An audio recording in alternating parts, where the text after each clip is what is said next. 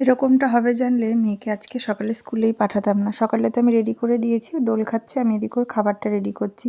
দেখো কি সুন্দর রয়েছে। তারপর মেয়ে বলল যে চাউমিন নিয়ে যাবে টিফিনে।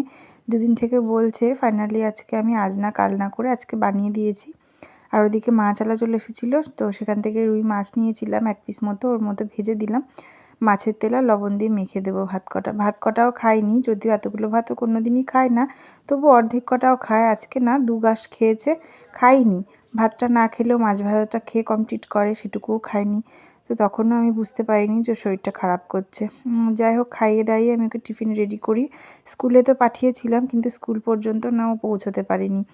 আর ওর বাবা তো অনেকটা সকালে আমাদের আরেকটা অন্য গাড়ি নিয়ে চলে যায়, তো ও যে ভাইয়ের সাথে যায় সে ওর বাবাকে হয়তো ফোন করে বলেছে যে মেয়ের শরীর খারাপ করছে, ওই জন্য স্কুলের গেটের ভিতরেই ঢোকেনি, বাইরে থেকে ওর বাবা ওই ভাইটাকে দিয়ে বাড়ি পাঠিয়ে দিয়েছে। বাসে করে চলে এসেছিলো।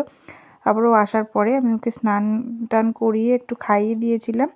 আর আমার পিছনেই রয়েছে, আমার বৃহস্পতিবারের পুজো ছিল, সকালবেলা দিকটা আমার একটু হুটোপাটাই ছিল। আজকে শরীরটা আমারও তেমন ভালো ছিল না, তো শুয়েছিলাম খানিকক্ষণ, ওই জন্য একটু লেট হয়ে গেছে।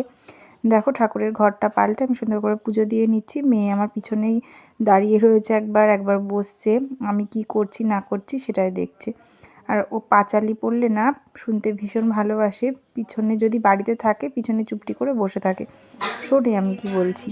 নির্মল আকাশ মৃদুমন্দ বহিতেছে, মলয় বাতাস মলয় পর্বতে বসি, লক্ষ্মীনারায়ণ মনসুখে দুইজনে করে আলাপন, বিনা করে হেন কালে নারদ মহামুনি ভক্তি করে উবেদে কোনো মিলেন তিনি। পুজো কমপ্লিট করে রান্না বসিয়ে দিয়েছি। রান্না করব মাছের ঝোল আর পালং শাক চচ্চড়ি। আজকের ভিডিওটা এখানেই শেষ করছি। তোমরা সবাই ভালো থেকো, সুস্থ থেকো। আবার পরের ভিডিওতে অনেক গল্প নিয়ে আসছি। মেয়ে কিন্তু এখন ভালোই আছে।